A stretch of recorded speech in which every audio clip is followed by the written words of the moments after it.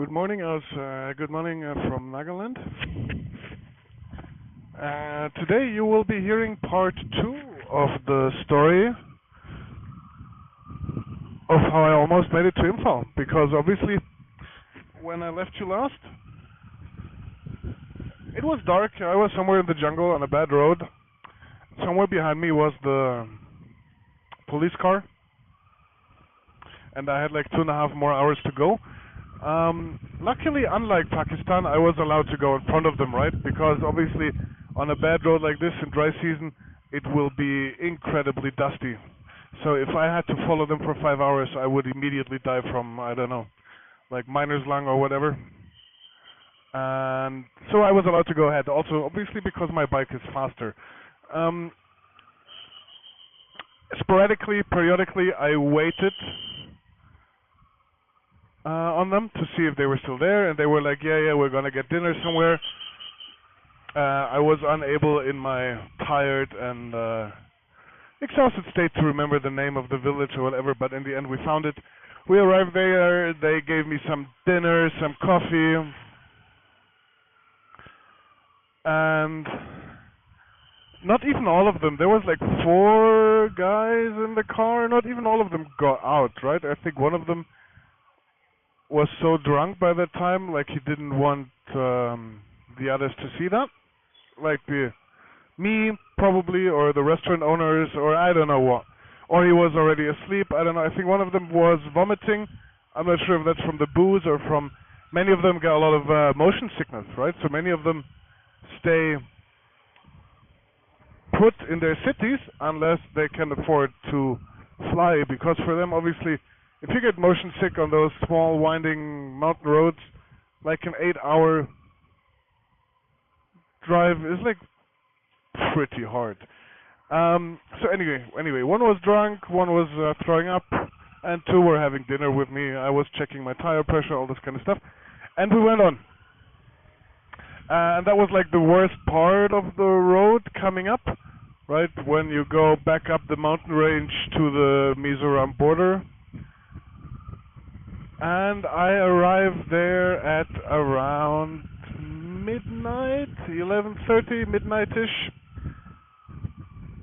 And this time, obviously, the local border guys knew that we were coming. Oh yeah, before that was really funny.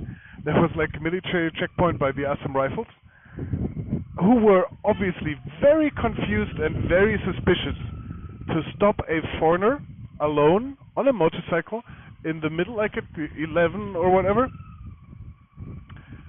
in the middle of the forest, leaving the state. They were like, I mean, they have I mean, it's not unreasonable, huh? And I was like, yeah, my friends, the Manipur police, they're coming, give me like a couple minutes. So they checked my passport, and one of the guys was from Kerala, you know, because Indian Army, obviously, they source their manpower from all over the country. I think specifically so, right? So that you avoid this whole ethnicity problem. They mix up all the different states.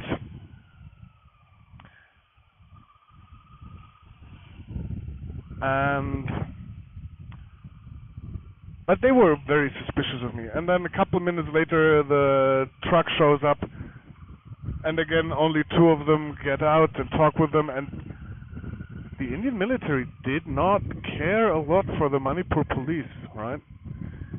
It was kind of interesting. Because obviously I was there on orders of the Manipur police, and the Indian army was like, yeah, you know, like, Manipur police, they're like, it felt like they were implying they're like some loser idiots who have nothing to say in their own state, which was, it was like an interesting group dynamic between those 2 groups. Anyway, obviously, like, nevertheless, the arrival of my Manipur police escort, which were, by the way, it was like an unmarked Jeep, sort of de-escalated the whole situation, and I was allowed to go on. And like an hour and a half later, I arrive at this border checkpoint, which now, as I just mentioned, was manned, 3 guys, and they were like mixed between pissed off at me that I drove past it when it was empty, but also sorry that they weren't at their post, right? Very interesting sentiment. And man, traffic here sucks. Kohima, Nagaland. Anyway, so we go there and we sit there. They give me like some water, smoke a cigarette. You know, like the climb up towards the Mizoram border. That's a pretty tough piece of road. Definitely not doable without four-wheel or like a jeep or anything. You know, partly one lane, deep mud, and that's in dry season. I think in rainy season this road is all but impossible. Impossible. Um, and we wait for like an hour. And the guy, the chief of the border post, is like, that's strange, you know, because I was like, yeah. You know, the jeep is like 10 minutes, 5 minutes, 10 minutes behind me.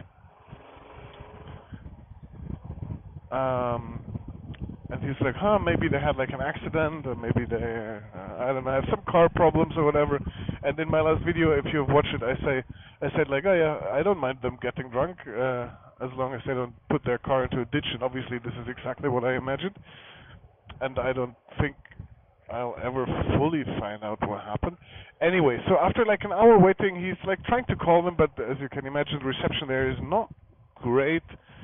Finally, he reaches them via phone, and he's like, yeah, they have some car problems. And I'm like, okay, great. So by this time, it's like 1 in the morning.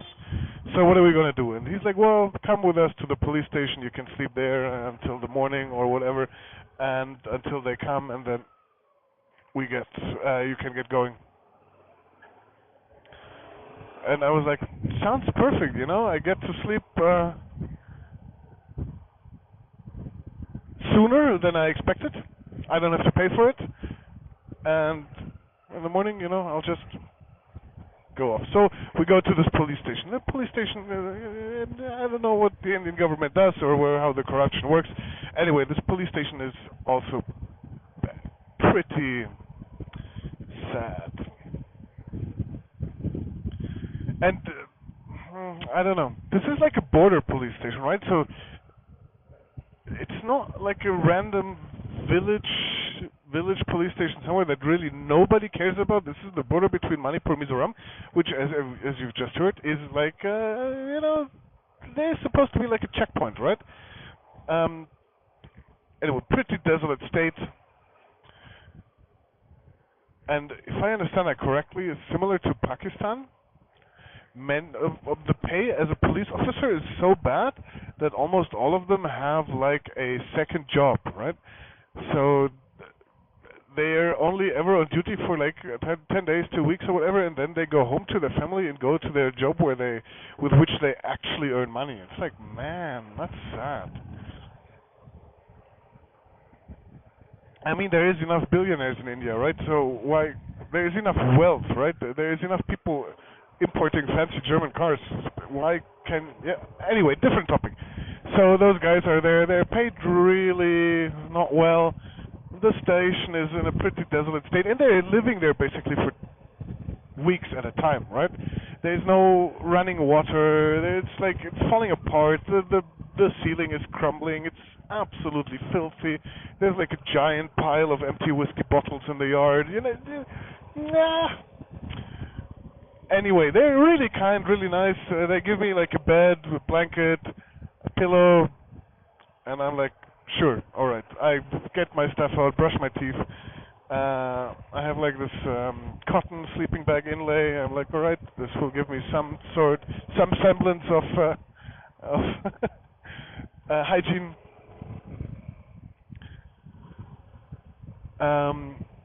But I'm quite sure that I will. It's like by this time it's like 1:30.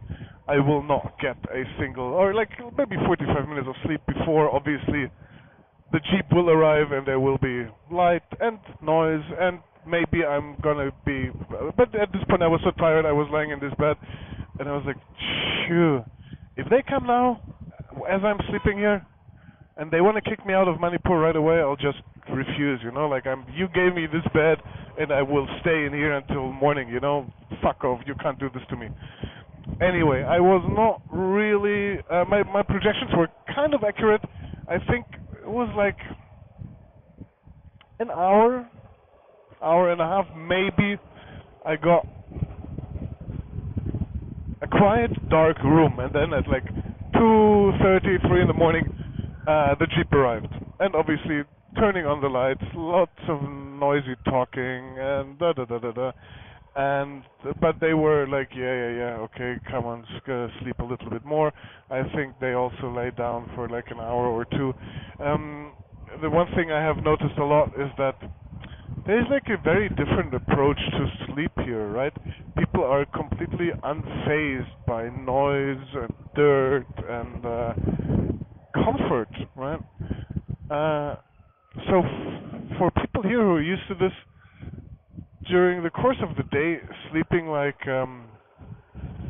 three times, like an hour, two times maybe 45 minutes, and then at night another 1.5 hours is perfectly enough, you know. And it doesn't matter if during this sleep basically happens on in a bus stand, you know. There's cars going by and whatever, you know. And they're like, yeah, sure, that's okay.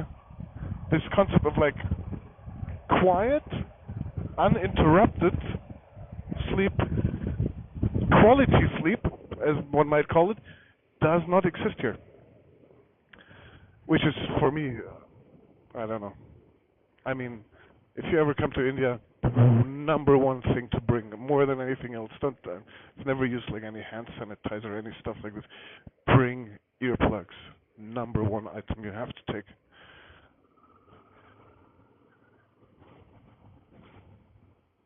And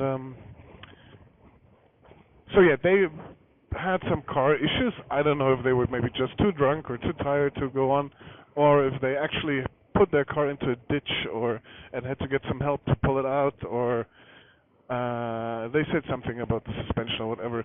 But I can't imagine how they would have gotten that fixed in the middle of the night within like 2 hours alone in because there was nothing, right? There's no village, nobody with any tools. There's just forest,